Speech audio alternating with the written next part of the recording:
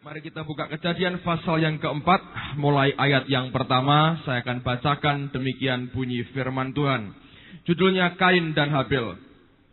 Kemudian manusia itu bersetubuh dengan Hawa istrinya, dan mengandunglah perempuan itu, lalu melahirkan Kain. Maka kata perempuan itu, "Aku telah mendapat seorang anak laki-laki dengan pertolongan Tuhan." Selanjutnya dilahirkannya Habil adik Kain, dan Habil menjadi gembala kambing domba, Kain menjadi petani. Setelah beberapa waktu lamanya, maka Kain mempersembahkan sebagian dari hasil tanah itu kepada Tuhan sebagai korban persembahan. Habil juga mempersembahkan korban persembahan dari anak sulung kambing dombanya, yakni lemak-lemaknya. Maka Tuhan mengindahkan Habil dan korban persembahannya itu, tetapi Kain dan korban persembahannya tidak diindahkannya. Lalu hati Kain menjadi sangat panas dan mukanya muram. Firman Tuhan kepada Kain, "Mengapa hatimu panas dan mukamu muram? Apakah mukamu tidak akan berseri jika engkau berbuat baik? Tetapi jika engkau tidak berbuat baik, dosa sudah mengintip di depan pintu. Ia sangat menggoda engkau, tetapi engkau harus berkuasa atasnya." Kata Kain kepada Habil adiknya, "Marilah kita pergi ke padang." Ketika mereka ada di padang, tiba-tiba Kain memukul Habil adiknya itu, lalu membunuh dia. Firman Tuhan kepada Kain, "Di mana Habil adikmu itu?" Jawabnya, "Aku tidak tahu. Apakah aku penjaga adikku?" Firman-Nya, "Apakah yang telah kau perbuat ini? Darah adikmu itu berteriak kepadaku dari tanah. Maka sekarang terkutuklah engkau, terbuang jauh dari tanah yang mengangakan mulutnya, untuk menerima darah adikmu itu dari tanganmu. Apabila engkau mengusahakan tanah itu, maka tanah itu tidak akan memberikan hasil sepenuhnya lagi kepadamu. Engkau menjadi seorang pelarian dan pengembara di bumi." Kata Kain kepada Tuhan, "Hukumanku itu lebih besar daripada yang dapat kutanggung. Engkau menghalau aku sekarang dari tanah ini, dan aku akan bersembunyi dari hadapanmu, seorang pelarian dan pengembara di bumi. Maka barang siapa yang akan bertemu dengan aku, tentulah akan membunuh aku." Firman Tuhan kepadanya, "Sekali-kali tidak. Barang siapa yang membunuh Kain akan dibalaskan kepadanya 7 kali lipat." Kemudian Tuhan menaruh tanda pada Kain, supaya ia jangan dibunuh oleh barang siapapun yang bertemu dengan dia. Lalu Kain pergi dari hadapan Tuhan, dan ia menetap di tanah Nod di sebelah timur Eden. Saudara sekalian, menarik sekali apa yang terjadi dengan peristiwa Kain dan Habil. Karena pada perjanjian baru, peristiwa ini diberi pernyataan lagi. Coba Anda buka dengan saya dalam kitab Yudas. Itu hanya ada satu pasal. Perhatikan pada ayat yang ke-11. Tepat sebelum Wahyu ada surat Yudas. Saudara perhatikan pada ayat yang ke-11. Alkitab mengatakan demikian. "Celakalah mereka karena mereka mengikuti jalan yang ditempuh Kain." Alkitab berkata, celaka mereka karena mereka mengikuti jalan yang ditempuh oleh Kain.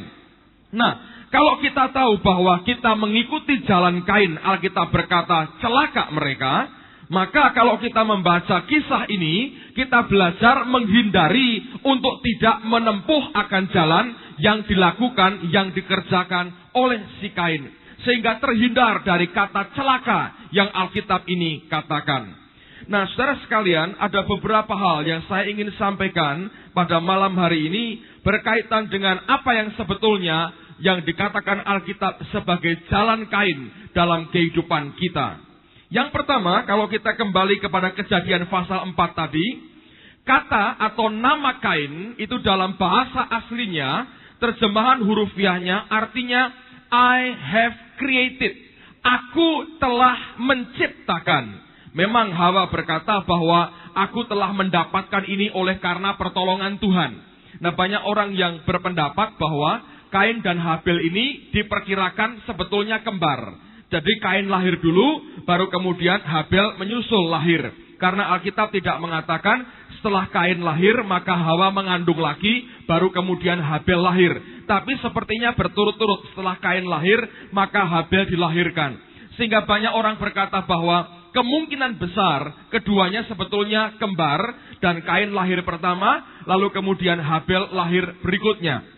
Nah, nama Kain artinya I have created, aku telah menciptakan. Saudara sekalian, segala sesuatu yang dimulai dengan kata aku, itu akan membuat permasalahan besar di dalam kehidupan kita. Kalau kita membaca firman Tuhan, maka dari waktu ke waktu sebenarnya, manusia itu bergumul dengan Allahnya, mempertahankan apa? Mempertahankan keakuan, mempertahankan kepentingan pribadi, mempertahankan kedagingannya, mempertahankan egonya. Padahal itulah yang paling diminta Allah di dalam hidup kita. Engkau boleh kenal dengan Yesus, tapi kalau akumu itu tidak engkau serahkan ke Dia, selamanya akan terjadi pergumulan antara kita dengan Allah. Akan ada perbedaan kepentingan antara kita dengan Tuhan kita. Nah, kalau hidup kita itu mulai dengan Kain dalam hidup kita, yang artinya I have created, aku telah menciptakan, aku yang telah menghasilkan, aku yang telah mengerjakan semuanya ini. Kalau kita memulai hidup kita dengan I, dengan aku, dengan aku, sebetulnya kita sedang membawa hidup kita pada masalah yang besar. Dan saya perhatikan dari waktu ke waktu, manusia itu bergumul hanya mempertahankan akan ego, akan kedagingannya. Dan saya perhatikan dari anak kecil sampai orang tua, setiap kali berbicara tentang kepentingan pribadinya, nomor satu, saudara. Tadi pagi saya cerita 2 cerita, saya mau ulang buat saudara yang belum mendengarkan ini. Saya punya teman tinggal di luar negeri. Dan ketika anaknya laki dan perempuan, ketika kecil saya sudah lihat ini anak yang laki ini sedikit bandel, saudara. Nah, ketika pindah ke luar negeri, pindah ke Amerika, sekolahnya dengan sekolah Amerika. Jadi kumpulnya dengan orang-orang barat yang kalau ngomong itu lebih terbuka dibandingkan kita orang timur. Kalau suka ya bilang suka, kalau nggak suka ya bilang tidak suka. Nah, satu kali omanya ini berkunjung ke Amerika, tengok akan anak-anak dan cucu-cucunya, saudara. Waktu ditengok, ini oma ini ada 2 jenis oma, saya perhatikan ya. Ada jenis oma yang begitu terbuka. Cucunya mau apa saja boleh. Minta apa saja diberi. Sehingga ada orang berkata, anak itu jangan dimongkan omanya. Bisa rusak, jadi manja, bandel, dan semau-maunya sendiri. Tapi juga ada oma jenis lain, saudara. Oma yang terlalu banyak rambu-rambunya. Ini jangan, ini jangan, ini jangan, ini jangan. Harus ini, harus ini, harus ini, harus ini. Nah, ini oma yang satu ini jenis yang kedua. Bukan yang asal semua boleh, tapi oma yang banyak rambu-rambunya. Jadi larangannya terlalu banyak, dendanya terlalu tinggi gitu. Jadi mau buat apa saja ini anak dilarang terus, dilarang terus, dilarang terus. Nah, lama-lama ini anak jengkel, saudara. Karena kepentingannya terganggu terus. Dengan orang tuanya dibiarkan, dengan omanya apa sedikit dimarahi. Ini nggak boleh, ini nggak boleh, ini nggak boleh, ini nggak boleh. Jadi lama-lama ini jengkel si anak. Nggak ada orang ngajari bagaimana mempertahankan kepentingan pribadinya. Saudara tahu anak ini berbuat apa? Ketika dia jengkel, tiap hari dia tanya pada omanya, Oma pulang Indonesia kapan? Gitu. Tiap hari loh, Anda boleh orang paling baik, tapi kalau diusir alus itu terasa, saudara. Tiap hari dia tanya begini, Oma ini pulang Indonesia kapan sih? Tiap hari. Setelah tiap hari tanya, lama-lama kan harinya makin habis, saudara. Nah, akhirnya kurang seminggu omanya akan pulang. Tanya lagi tiap hari itu, Oma kok nggak pulang-pulang sih? Oma pulang Indonesia kapan? Lalu omanya bilang, ya, saya pulang minggu depan. Saudara tahu anak itu berkata apa?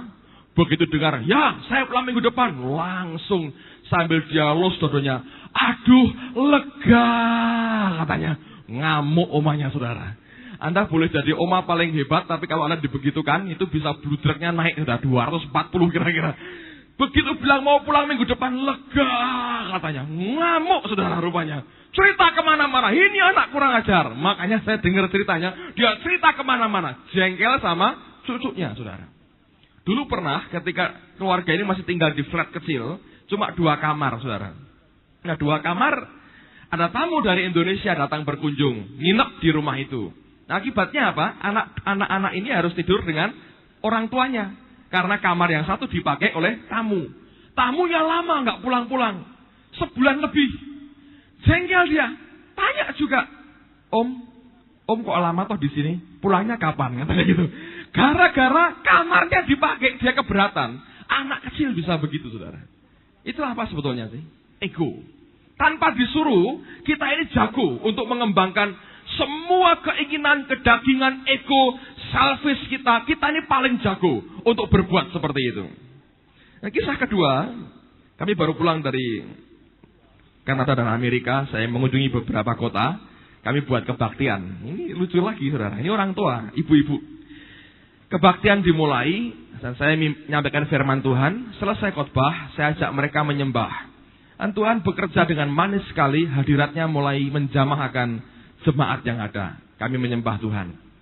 Ada seorang ibu duduk di depan, di sebelah istri saya. Jadi ini istri saya di sini, dia di sini. Ketika dia angkat tangan, dia tahu, dia merasakan Tuhan menjamah dia. Dan sudah ngerti, ini nggak kuat, aku ini mesti jatuh ini, nggak kuat ya. Dia nggak tahan berdiri, nggak ada orang megang, kami sedang nyembah Tuhan, Allah kerja kuat, dia tahu dia akan jatuh. Sebelum jatuh, masih bisa mikirkan dirinya sendiri, loh, saudara. Saudara tahu jatuhnya gimana? Nyembah Tuhan, ya. Saya lihat sendiri, dia nyembah Tuhan. Saya sudah ngerti dia sudah mulai gini-gini. Nah, ini mau jatuh kan? Dia sudah mulai mau jatuh. Supaya jatuhnya itu nyaman, apa yang dia buat? Dia panggil istri saya dulu. Tin, katanya. Istri saya noleh, baru ditampani, saudara. Jadi sebelum dia jatuh, dia pikirkan bagaimana aku tidak benjut, gitu kira-kira. Jadi ketika dia gini, tin, ketika istri saya noleh, langsung dia, itu bisa proses jatuhnya kok ya miring ke tempat istri saya. Kenapa nggak ke belakang, ke depan, atau ke samping kanan? Dia cari tempat yang aman. Jatuh, saudara. Orang itu begitu. Ketika Tuhan menjamah pun masih mikirkan dirinya sendiri. Betul nggak, saudara? Saya juga begitu. Kalau saya ikut kebaktiannya Beniin, dia sudah mulai semua gandeng tangan. Ini saya siapkan dulu ini kursi di belakang ini. Saya itu kalau jatuh gini, jangan sampai kejengkang, duduk nih jatuhnya biar duduk enak, persiapan dulu, saudara. Orang itu semua hakikatnya begitu ya.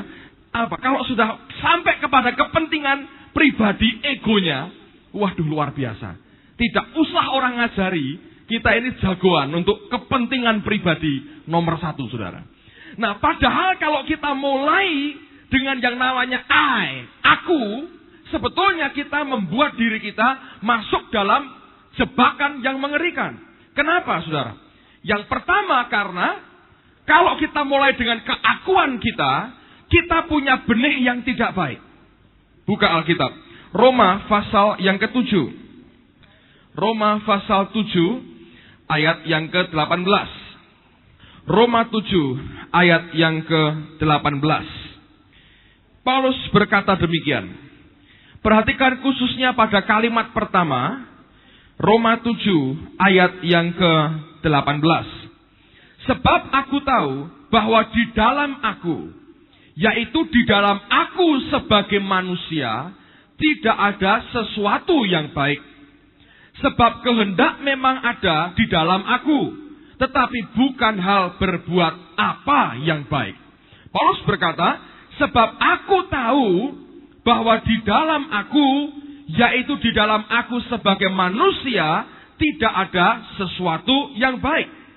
Bahasa Inggrisnya berbunyi, for I know that in me, that is in my flesh, di dalam dagingku, dwelt no good thing. Tidak ada hal yang baik yang tinggal di dalam aku. Di dalam kedagingannya dia berkata, tidak ada yang baik. Nah, kalau di dalam daging kita tidak ada yang baik, sebetulnya tidak mungkin dihasilkan hal yang baik dari daging kita. Ingat ketika ada orang muda yang kaya datang kepada Yesus, dia berkata, guru yang baik, apa yang harus kuperbuat? Yesus berkata, kenapa kamu berkata aku ini baik? Tidak ada manusia yang baik hanya Bapakmu yang di surga, hanya Tuhan yang baik. Tidak ada manusia yang baik. Semua yang baik itu pemberian dari Allah. Paulus berkata bahwa Allah lah yang terus-menerus memberikan energinya kepada kita untuk melahirkan kerinduan dan perbuatan yang menyukakan hatinya. Tidak ada yang baik dari kita. Paulus berkata, for I know that in me, di dalam aku, yaitu dalam kedaginganku, dwell no good thing. Tidak ada hal yang baik yang tinggal di dalam aku. Nah, kalau kita ini tidak baik, kalau kita mementingkan akan kita, ego kita, maka hasilnya juga tidak akan baik. Karena benihnya tidak baik, pohonnya tidak baik, buahnya pasti tidak baik. Nah, kalau kita mulai dengan hidup gaya Kain yang mulai berkata, I have created, aku yang telah menciptakan, aku yang telah menghasilkan. Keakuan kita ini akan membuat kita masuk dalam perkara yang menyulitkan kita. Karena sesungguhnya tidak ada yang baik dari kehidupan kita. Lihat coba Lukas pasal yang ke-6. Injil Lukas pasal yang ke-6. Ayat yang ke-43 dan ayat yang ke-44. Lukas 6 ayat 43 dan ayat yang ke-44. Karena tidak ada pohon yang baik yang menghasilkan buah yang tidak baik. Dan juga tidak ada pohon yang tidak baik yang menghasilkan buah yang baik. Sebab setiap pohon dikenal pada buahnya. Karena dari semak duri orang tidak memetik buah ara. Dan dari duri-duri tidak memetik buah anggur. Kalau pohonnya tidak baik, buahnya juga tidak baik. Kalau benihnya tidak baik, pohonnya tidak baik, buahnya tidak baik. Paulus berkata, dalam daging kita, dwell no good thing. Tidak ada hal yang baik yang tinggal di dalamnya. Kalau ini terus yang kita urusi, kepentingan pribadi, ego kita, selfish kita, I. Tidak pernah ada hal yang baik yang keluar dari kehidupan kita. Hal yang kedua, kembali kepada Kejadian pasal yang keempat. Alkitab berkata, Kain artinya I have created. Tapi yang kedua, apa akibatnya kalau kita mulai hidup karena ego kita? Alkitab mengatakan bahwa Kain seorang petani. Dalam bahasa Inggrisnya digunakan kata a tiller of the ground. Kata tiller dari kata Ibrani abad. Dan kata abad itu artinya budak atau keep in bondage. Dalam ikatan, dalam belenggu. Itu budak. Nah, budak dari apa? Budak dari tanah. Nah, tentang tanah Alkitab berkata, buka Kejadian pasal 3 ayat yang ke-17. Kain dikatakan a tiller of the ground, budak daripada tanah. Dia adalah hamba daripada tanah. Untuk mengungkapkan dia petani, Alkitab secara khusus berkata, dia a tiller of the ground, dia budak dari tanah. Tentang tanah apa kata Tuhan? Kejadian 3 ayat yang ke-17. Lalu firman-Nya kepada manusia itu, karena engkau mendengarkan perkataan istrimu dan memakan dari buah pohon yang telah kuperintahkan kepadamu, jangan makan daripadanya, maka terkutuklah tanah karena engkau. Dengan bersusah payah engkau akan mencari rezekimu dari tanah seumur hidupmu. Semak duri dan rumput duri yang akan dihasilkannya bagimu, dan tumbuh-tumbuhan di padang akan menjadi makananmu. Dengan berpeluh engkau akan mencari makananmu, sampai engkau kembali lagi menjadi tanah. Karena dari situlah engkau diambil, sebab engkau debu, dan engkau akan kembali menjadi debu. Nah, Anda perhatikan. Orang yang mementingkan akan egonya, orang yang berkata I, aku. Orang itu Alkitab berkata menjadi a tiller of the ground, budak daripada tanah. Dan Allah berkata, aku telah mengutuki tanah, kalau engkau mengerjakannya dengan bersusah payah, dengan berkeringat, dengan kerja keras, engkau akan mendapatkan makananmu di sana. Ini gambaran apa? Gambaran orang yang hidup bukan karena anugerah, tapi oleh karena kerja keras. Ada dua macam orang Kristen. Orang Kristen yang hidup karena anugerah Allah. Yang kedua, orang yang hidup karena semata-mata kerja keras. Dan bukan karena anugerah Tuhan dalam hidupnya. Kalau kita ini orang yang selfish, yang mementingkan ego kita, kita akan terikat, saudara. itu merupakan hukum yang tidak mungkin dibantah lagi. Anda pernah dengar cerita tentang kera? Bagaimana orang menangkap kera? Menurut cerita, kalau orang mau menangkap kera hidup-hidup, mereka biasa ambil batok kelapa, kemudian mereka beri lubang. Lubangnya pipih begini, yang hanya bisa satu tangan ini masuk begini. Kalau dia menggenggam tidak bisa, jadi tangannya harus dibuat begini, lalu dia bisa masuk. Di dalamnya diberi makanan, itu untuk menjebak kera. Nah, apa yang kera buat? Dia tahu di dalamnya ada makanan, karena mungkin baunya atau apa. Jadi biasanya dia masukkan tangannya untuk ambil makanan yang di dalam batok kelapa tadi.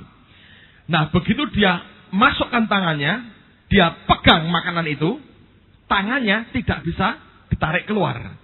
Dan tempurung kelapa itu diikat dengan tali yang kuat, dan kera itu akan berusaha untuk melepaskan dirinya. Satu-satunya cara untuk membuat dia lepas adalah dia harus lepaskan makanan itu dan tangannya dikeluarkan kembali sebagaimana tangannya tadi masuk. Selama dia masih pegang akan makanan itu, tidak cukup lubangnya untuk membuat tangan ini keluar. Dan biasanya kera, karena kurang jenius dan tidak berpendidikan, saudara, dan jelas bukan nenek moyang kita, itu tidak pernah belajar banyak. Jadi ketika dia tangkap, dia tidak pernah mau melepaskan apa yang dia pegang. Dia mengingini makanan di dalam, dan terus terjadi tarik-menarik sampai akhirnya penangkap kera datang dan tamat riwayatnya. Hal yang sama dengan hidup kita. Yang kita pegang itu adalah kepentingan pribadi, ego, selfish kita, kedagingan kita. Selama kita tidak pernah mau melepaskan itu, engkau akan terjebak, engkau akan terikat. Terikat oleh apa? Oleh keadaan dunia. Dunia runtuh, engkau ikut runtuh. Dunia hancur, ikut hancur. Dunia kolaps, ikut kolaps. Dunia bangkrut, ikut bangkrut. Tidak ada anugerah Allah dalam kehidupan kita. Yang ada hidup oleh karena kerja keras semata-mata. Begitu pekerjaanmu kendor, berkatmu hilang, saudara. Nah, pilihan di tangan kita. Apakah kita mau hidup karena anugerah Allah atau karena kerja keras semata-mata? Memang kita harus bekerja, tapi sebetulnya hidup kita bukan karena pekerjaan kita, tapi karena berkat, karena anugerah Allah di dalam hidup kita. Dan caranya hanya satu, yaitu kalau engkau tidak terikat seperti Kain. Tapi keterikatan Kain terjadi, kenapa? Karena egonya, karena dia mulai dengan perkataan, I have created. Aku yang telah menciptakan ini, aku yang telah menghasilkan. Setiap kali kita mulai dengan kata aku dalam hidup kita, aku yang nomor satu akan membuat kita otomatis terikat, saudara. Dan Kain mengalami, Alkitab berkata, ia a tiller of the ground. Dia terikat. Nah, apa berikut yang terjadi kalau kita terikat? Orang yang terikat tidak pernah bisa memberi apa yang Tuhannya minta. Kain sebetulnya tahu, kalau Anda baca indikasinya, dia tahu Allah menyukai korban sembelian, di mana darah ditumpahkan, kehidupan diberi. Itu merupakan kemauan kerinduan hati Allah. Tapi dia tidak berdaya memberi apa yang Tuhannya minta. Coba buka lagi. Roma pasal 7. Balik ke Roma pasal 7. Saya bacakan sampai ayat yang ke-25 dari ayat yang ke-18 tadi supaya Anda tahu konteksnya, tapi tetap perhatian kita pada ayat yang ke-18. Roma 7:18. Sebab aku tahu bahwa di dalam aku, yaitu di dalam aku sebagai manusia, tidak ada sesuatu yang baik. Sebab kehendak memang ada di dalam aku, tetapi bukan hal berbuat apa yang baik. Sebab bukan apa yang aku kehendaki, yaitu yang baik yang aku perbuat, melainkan apa yang tidak aku kehendaki, yaitu yang jahat yang aku perbuat. Jadi jika aku berbuat apa yang tidak aku kehendaki, maka bukan lagi aku yang membuatnya, tetapi dosa yang diam di dalam aku. Demikianlah aku dapati hukum ini. Jika aku menghendaki berbuat apa yang baik, yang jahat itu ada padaku. Sebab di dalam batinku, bahasa Inggrisnya di inner manku, dalam manusia batiniaku, dalam manusia rohku, aku suka akan hukum Allah. Tetapi di dalam anggota-anggota tubuhku, aku melihat hukum lain yang berjuang melawan hukum akal budiku dan membuat aku menjadi tawanan hukum dosa yang ada dalam anggota-anggota tubuhku. Aku manusia celaka. Siapakah yang akan melepaskan aku dari tubuh maut ini? Syukur kepada Allah oleh Yesus Kristus Tuhan kita. Nah, perhatikan lagi ayat yang ke-18. Khususnya kalimat yang kedua. Sebab aku tahu bahwa di dalam aku, yaitu di dalam aku sebagai manusia, dalam kedaginganku, kata Paulus, tidak ada sesuatu yang baik. Lalu dikatakan begini, sebab kehendak memang ada di dalam aku, tetapi bukan hal berbuat apa yang baik. Dalam bahasa Inggrisnya bagus sekali, berbunyi begini. For the wish to do right is there. Keinginan untuk berbuat apa yang benar itu ada, but not the power. Tapi kuasa untuk melakukan apa yang benar, dia berkata, aku tidak punya. Dia berkata, for the wish to do right is there. Kehendak untuk berbuat benar itu ada, but not the power. Tapi tidak punya kuasa, tidak punya daya untuk melakukan. Nah, ini yang repot, saudara. Kita ngerti apa yang benar, apa yang seharusnya benar, tapi karena kita terikat, tidak mampu berbuat apa yang kita tahu sebagai hal yang benar. Tadi pagi saya cerita, seperti yang saya sampaikan minggu lalu, saya baca sebuah buku yang bagus dan jujur sekali. Buku ini berkata begini, sebagian besar para penceramah tentang doa, itu bukan orang yang berdoa.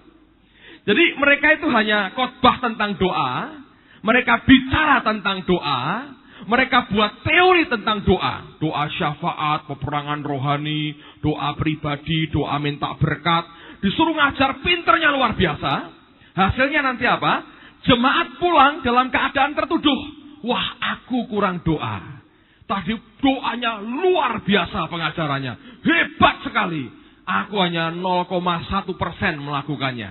Jemaat pulang tertuduh.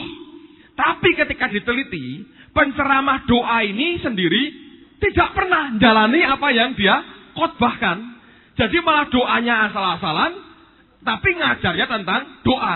Persis seperti yang dikatakan Yesus tentang orang Farisi. Dia ngangkat beban, suruh orang lain mikul, dia sendiri tidak mau mikul, saudara. Nah, ini repot. Dia ngerti apa yang benar, dia ngerti apa yang seharusnya dibuat, tapi power, kuasa untuk melakukan apa yang benar, dia tidak punya. Orang yang mulai dengan egonya, dengan selfishnya, dengan dagingnya, dia akan terikat seperti Kain, a tiller of the ground. Dan orang yang terikat tidak akan pernah bisa memberi apa yang Tuhannya minta. Dia tahu apa yang seharusnya dia kerjakan. Dia tahu apa yang seharusnya aku perbuat. Tapi tidak mampu, tidak punya power untuk melakukan apa yang dia ketahui. Makanya Yesus berkata, kamu jangan senang kalau orang berkata kamu ini guru. Karena repot. Kalau kita guru, kita ngajar, kita akan dituntut apa yang kita sampaikan harus dikerjakan. Nah, banyak orang memberi patokan-patokan kekristenan kepada orang lain, dirinya sendiri tidak melakukan. Akibatnya apa? Jadi orang Farisi, munafik hidupnya. Tidak seperti yang dia ajarkan kenyataan hidupnya. Mengajar tentang doa, tidak pernah berdoa. Ngajar perpuluhan, gak pernah memberi perpuluhan. Ngajar tentang kasih, bencinya luar biasa kepada orang lain. Saudara, orang-orang seperti ini tipe orang yang terikat. Kita ngerti firman Tuhan, tahu kebenaran, tapi tidak punya power, gak punya kuasa, gak punya kemampuan untuk melakukan apa yang kita ketahui. Dan Tuhan menghendaki pelaku-pelaku firman, dan bukan hanya orang yang tahu tentang firman, tapi tidak mengerjakan dalam kehidupannya. Hal yang sama dengan Saul, dengan Esau, dengan Bileam, dengan Yudas. Orang-orang yang tahu apa yang seharusnya dia perbuat, tapi tidak pernah punya kekuatan untuk melakukan apa yang Tuhan inginkan. Yang keempat, yang terakhir. Kembali ke Kejadian pasal yang keempat. Apa akibatnya kalau kita dengan keakuan kita terikat, akhirnya kita tidak melakukan apa yang dia minta? Alkitab berkata, bukan hanya Allah tidak menghargai, tidak mengindahkan korbannya, Allah juga tidak mengindahkan orangnya. Alkitab berkata Tuhan tidak mengindahkan kain dan persembahannya.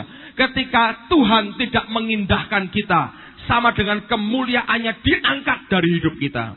Lalu dengar baik-baik apa yang Tuhan katakan. Perhatikan ayat yang ke-6. Firman Tuhan kepada Kain. Mengapa hatimu panas dan mukamu muram? Apakah mukamu tidak berseri jika engkau berbuat baik? Tetapi jika engkau tidak berbuat baik, dosa sudah mengintip di depan pintu. Ia sangat menggoda engkau, tetapi engkau harus berkuasa atasnya. Allah bertanya, mengapa mukamu muram? Orang yang kehilangan kemuliaan Tuhan, dalam bahasa Inggrisnya, kata muram ini diterjemahkan dengan kata dark with rage. Gelap oleh karena amarah. Nah, sekarang saya baru bisa ngerti, saudara. Saya sering lihat orang-orang Chinese itu gitu.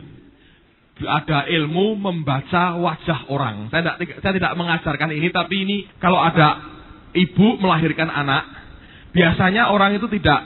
Nah, karena saya pengalaman sudah punya anak 2, saudara. Jadi saya lihat itu ya, orang tua saya atau orang tua istri saya, kalau anak lahir dilihat dulu, utuh tidak, gitu. Telinganya dilihat, wah ini bagus nih, lipatan telinganya bagus, gitu ya. Pokoknya dia make sure bahwa cucunya ini sehat. Jangan-jangan telinga cuma 1 atau malah 3, repot. Dia yakinkan betul, dilihat dari ujung ke ujung, sempurna. Wah sehat cucuku, senang saudara. Tapi yang kedua, dilihat wajahnya. Wah bagus nih, tuapan, sebar wajahnya. Wah ini bawa rezeki saudara. Nah, saya nggak tahu itu ilmu apa. Mungkin ada ilmu mengukur wajah itu. Garis tengahnya berapa, panjang berapa, lebar berapa, terus luasnya wajah ini berapa, pesawat terbang mendarat berapa kali bisa dan sebagainya. Saya nggak tahu. Pokoknya ada orang begitu. Tapi ada yang wajahnya malang. Wah ini repot ini, malang, wah repot ini. Jangan sampai ini, harus dipelihara, harus berdoa banyak kalau malang ini rezekinya kurang. Gitu. Tapi kalau wajahnya sebar, wah ini ngerezekeni, ini anak ngerezekeni. Padahal bangkruti mungkin saudara. Tapi itu kepercayaan. Wajah itu dinilai sebagai pembawa keberuntungan atau menunjukkan tanda tertentu. Kalau mau cari menantu dilihat dulu. Ganteng tapi wajahnya malang. Wah ini kurang bagus rezekinya. Kalau bisa tolak aja. Satu lagi agak gemuk tapi wajahnya lebar. Selebar tempayan. Nah ini bagus rezekini ini. Mungkin belum punya uang sekarang tapi lain kali nggak apa-apa gitu. Jadi dilihat dari wajahnya. Orang kuno masih begitu diperhatikan, diukur segala macam. Ini lebarnya berapa, tingginya berapa, kemiringannya sekian derajat, ada sinarnya tidak atau tambah blur. Pokoknya dilihat semua. Nah, saya berkata begini, saudara. Saya nggak tahu tentang ilmu itulah. Anda boleh percaya, boleh tidak. Saya tidak urusan dengan itu. Tapi yang saya mengatakan begini. Apa yang terjadi dengan Kain sebetulnya cerminan daripada rohnya, manusia rohnya. Ketika dia mulai dengan egonya, dengan selfishnya, dia terikat. Ketika dia terikat, dia tidak mampu memberi apa yang Tuhan minta. Dia tahu tapi tidak mau memberi, tidak mampu memberi. Lalu kemudian kemuliaan Allah undur daripadanya. Dan itu yang membuat wajahnya gelap oleh karena amarah. Saya ngomong begini terus jangan kemudian noleh-noleh, sing peteng sopo di sini. Jangan begitu.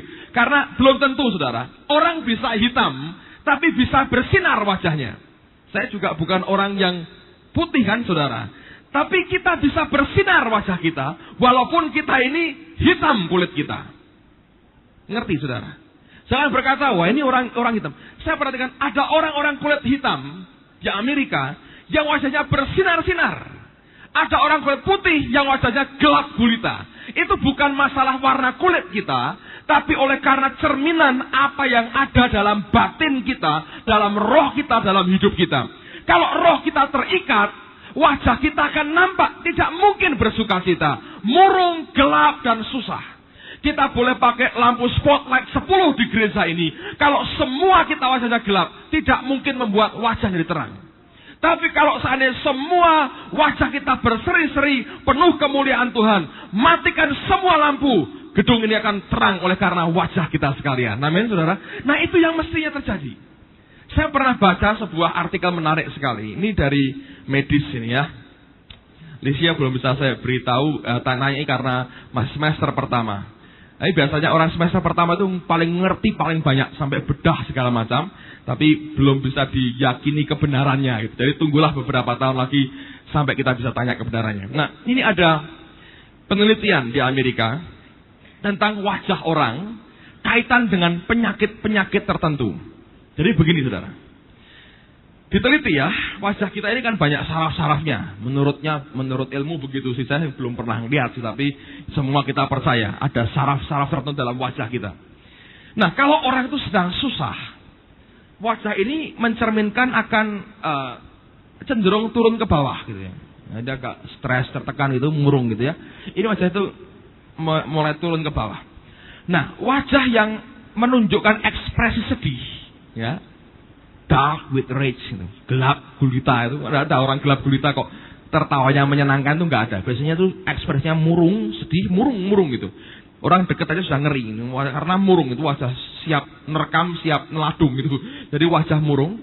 Biasanya saraf-saraf ini membuat peredaran darah terganggu dan mengganggu sampai ke bagian tertentu dari otak manusia. Nah, bagian otak yang terpengaruh itu karena terganggu, itu efeknya pada organ tubuh yang vital, seperti jantung dan sebagainya. Sehingga cepat atau lambat, orang ini akan keserang penyakit-penyakit yang istilahnya itu menciptakan memperpendek umur. Orang yang sampai mengalami sudden death, kematian mendadak. Jadi penyakit-penyakit yang gawat yang bisa membuat mati mendadak.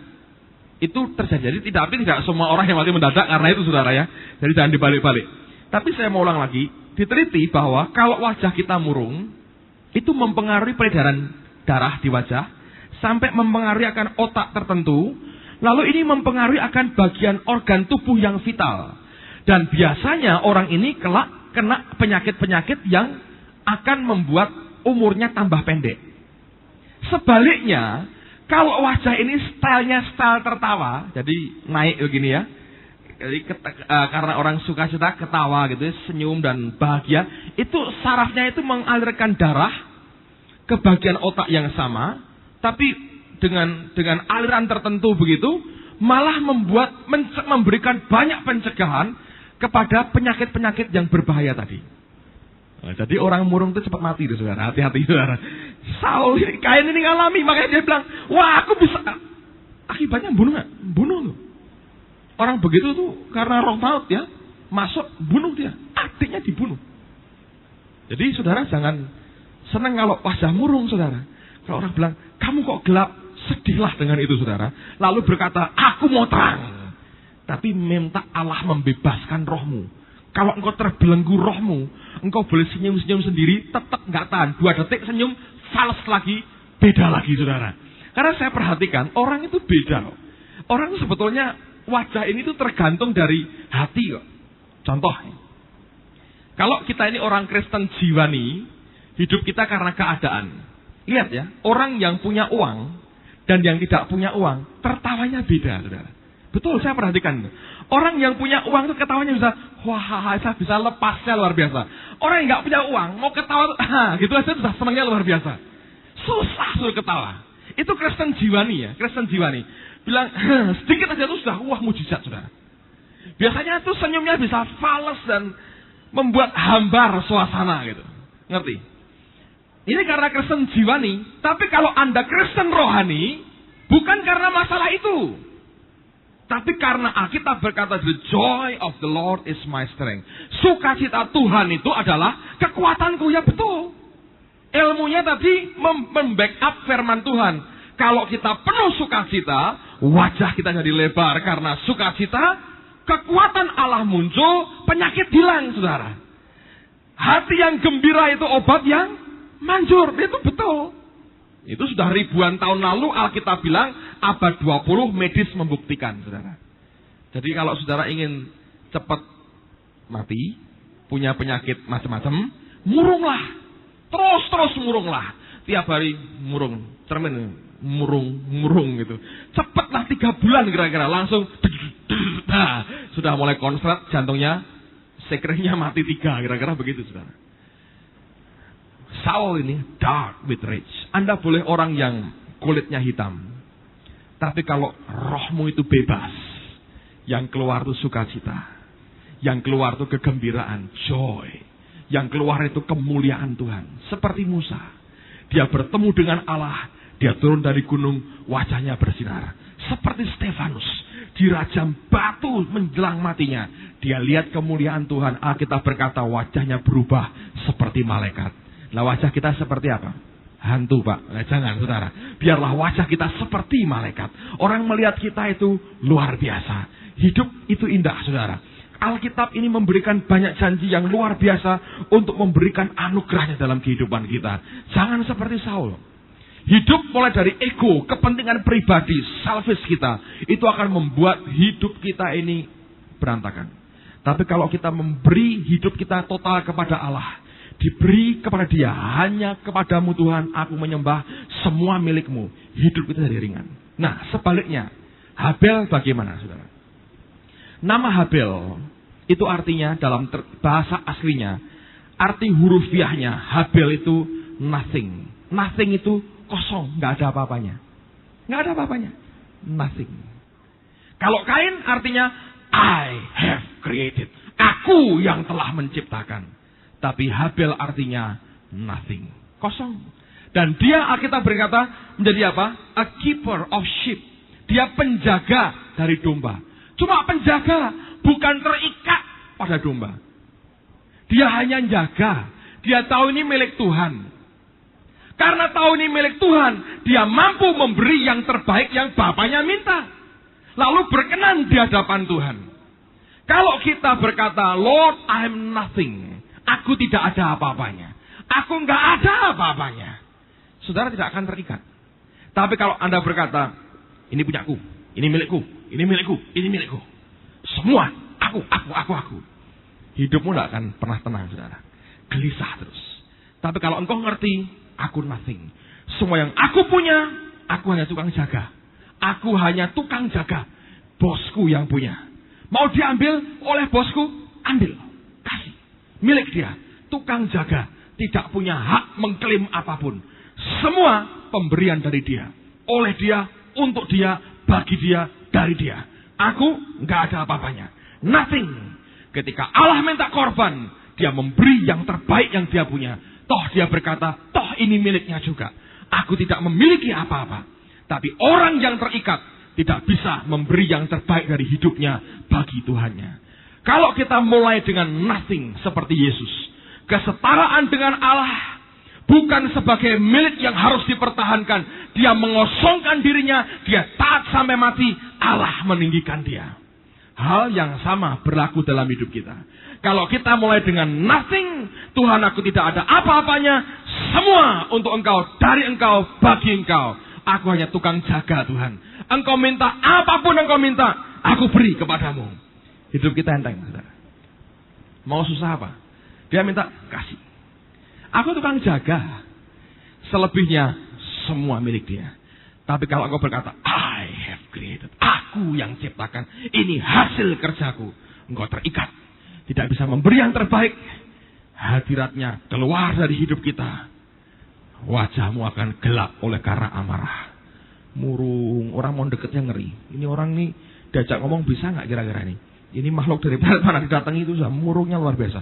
Anda boleh make up dengan tebal, pakai bedak yang paling putih, Rita made in Indonesia atau bedak Viva, Anda boleh pakai semua dari Viva sampai klinik, Anda tempelkan di situ, Anda make up, dan boleh seperti penari Bali sekalipun, Anda boleh usaha apapun juga.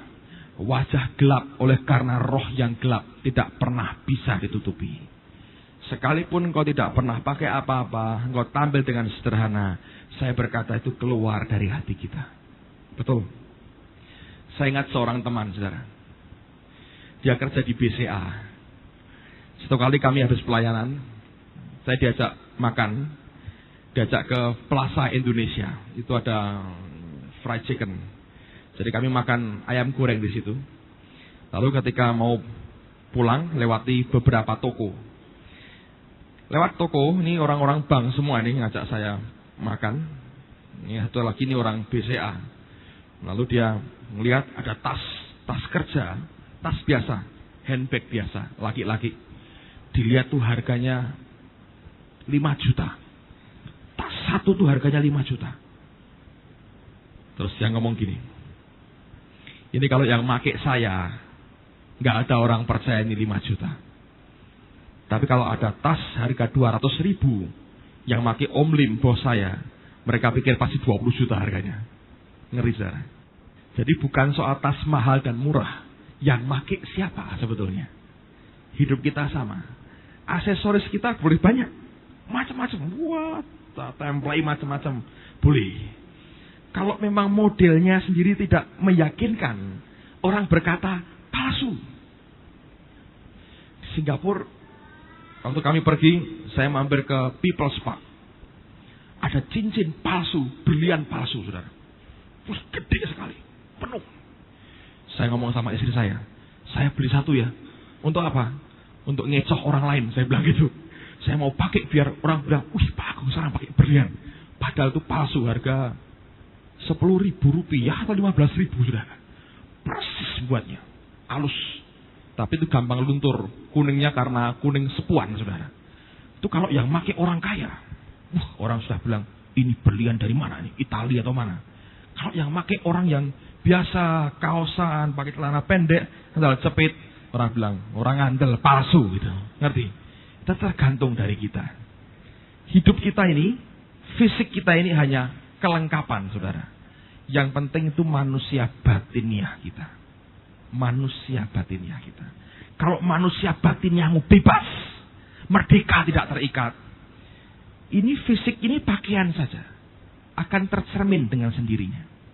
Tapi kalau fisik kita ini kita dandani begitu rupa, tapi dalamnya itu kropos dan gelap, engkau boleh tampil seperti apapun, orang bilang ketahuan, saudara. Anda bisa ngerti yang saya maksudkan? Kalau engkau mulai dengan nothing, engkau mulai dengan berkata nothing, Tuhan, tidak ada artinya apa-apa, saudara akan berkata semua milikmu, beri buat dia. Tapi kalau berkata ini milikku, aku yang buat, aku yang punya, engkau tidak pernah bisa memberi apa yang Tuhan minta. Dan ketika itu diangkat dari hidup kita, saudara akan mengerti bahwa akhirnya kita tahu tidak pernah bisa lagi kita memuaskan kerinduan Bapa kita. Ayat yang terakhir. Sebelum itu, saya mau buktikan satu lagi, saudara. Sayang dilewatkan. Lukas pasal 13. Saya ingin membuktikan bahwa yang penting itu manusia dalam kita. Lukas pasal 13. Ayat yang ke-10 dan ayat yang ke-11. Lukas 13. Ayat 10 dan ayat yang ke-11. Pada suatu kali, Yesus sedang mengajar dalam salah satu rumah ibadat pada hari Sabat. Di situ ada seorang perempuan yang telah 18 tahun dirasuk roh, sehingga ia sakit sampai bungkuk punggungnya dan tidak dapat berdiri lagi dengan tegak. Lihat, pengaruh roh jahat membuat badan orang bungkuk. Kalau kemuliaan Tuhan hilang, sampai ke fisik kita, orang akan lihat tidak ada kemuliaan sama sekali. Begitu kemuliaan Allah tinggal dalam roh kita, engkau boleh tampil dengan cara yang paling sederhana. Saudara akan berkata, orang akan melihat Tuhan ada pada orang yang bersangkutan. Sekali lagi, saudara, yang penting itu manusia batiniah kita. Yang penting manusia batiniah kita. Ada seorang teman, saya buka rahasianya, nanti dihapus ya, direkaman ya, saudara. Pak Agung, dasinya bagus-bagus. Dari Amerika, Pak. Oh iya. Ini pasti mahal, Pak. Ini puluhan ribu, ini pasti puluhan ribu. Saya bilang, tidak. Saudara tahu harga dari saya? 5.000 rupiah uang sini, saudara. Enggak percaya. Saya bilang, tergantung yang pakai. Saya nggak tahu gitu. Kalau yang pakai kamu, orang tidak percaya. Kalau yang pakai saya bilang ini 50.000 orang percaya. But this is true, ini dasi 5.000, saudara. Yang saya pakai tiap minggu itu dasi 5.000. Kok bagus? Karena pasil, pasti obral, saudara. Tapi saya mau beritahu, saya bilang sama teman-teman saya, itu tergantung yang pakai sebetulnya. Kalau kamu yang pakai model begitu, sandal jepit begitu, nggak ada orang percaya ini dasi mahal. Tergantung yang pakai, saya berkata. Tergantung spirit kita, roh kita. Ngerti, saudara? kalau itu keluar dari roh kita, hal yang paling simpel yang dalam hidupmu akan memberkati orang banyak. Ayat yang terakhir. Ayat yang terakhir. Buka dengan saya Galatia pasal 3 ayat yang ketiga. Galatia pasal 3 ayat yang ketiga. Paulus menegur orang Galatia dengan kata-kata yang tajam. Dia berkata begini, adakah kamu sebodoh itu? Kamu telah mulai dengan roh. Maukah kamu sekarang mengakhirinya di dalam daging? Saya ulang lagi, Anda perhatikan. Adakah kamu sebodoh itu? Kamu telah mulai dengan roh. Maukah kamu sekarang mengakhirinya di dalam daging? Dalam bahasa Inggrisnya tajam sekali. Dia berkata, are you so foolish? Atau dikatakan, are you so idiotic? Idiot, katanya.